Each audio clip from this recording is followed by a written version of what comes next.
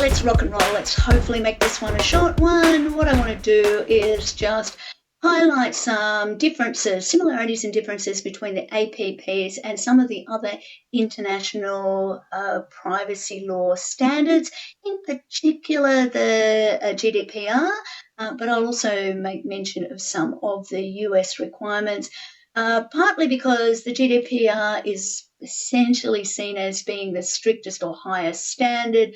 Many companies will seek to comply with GDPR, even though they're not necessarily required to, in part so that they can accept personal information or information that would otherwise be covered from people outside of Australia or European citizens. And also so that wherever they're transacting or doing business, they're achieving the highest standard and thus reducing their risk. So let's start. Let's think about how the GDPR is different. So firstly, there are several different differences, and the consent requirement is where I'm going to begin. So the Australia's Privacy Act, or the Federal Privacy Act, and the APPs, clearly they provide a pretty robust framework for data protection. But there are a number of areas where the GDPR goes further. It introduces more stringent consent requirements, requiring a clear affirmative action from the individual. It also introduces new rights for individuals, things that we don't deal with here.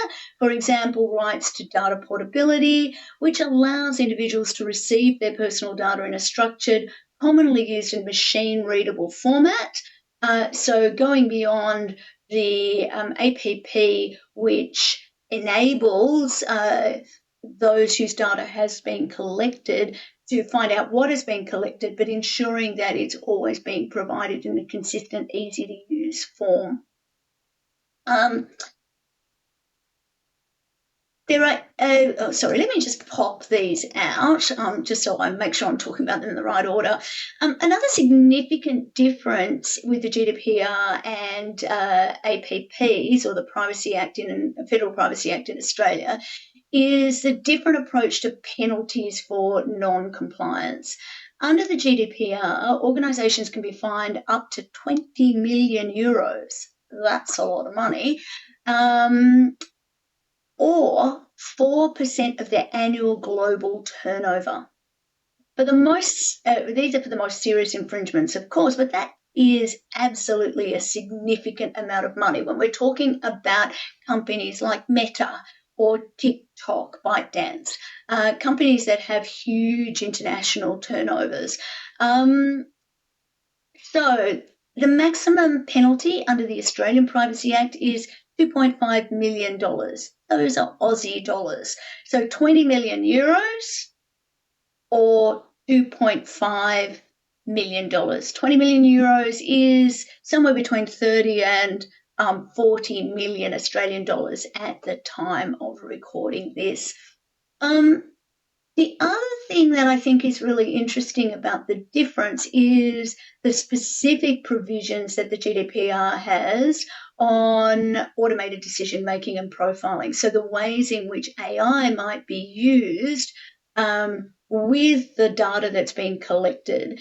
And these provisions provide specific protections and rights for individuals in these areas. So these are particularly relevant for companies that work with AI and big data. And so for your assignment, it might be worth looking at what the compliance requirements might be if you were going to comply with GDPR, and considering whether the benefits of doing so are worth the costs involved with doing that as part of that assignment.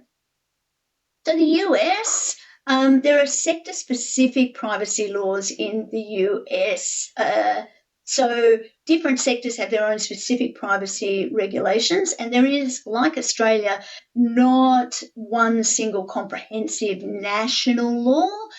So the rules might be different in different states depending on where you are working. Because of this, often US companies will that want to make sure that they're having the highest level of privacy standards will look to achieving the GDPR requirements. So there is an article on Canvas about the GDPR and why it is important, and I strongly recommend that you go through those materials. One of the conversations that I have with Lisa Miller, our expert, is around the similarities and differences with the GDPR.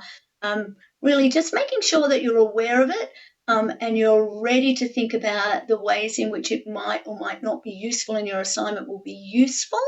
But again, always be clear about why. Clearly, Australian companies don't per se have to comply with European laws. So think about the reasons why you might want to or not want to achieve those standards.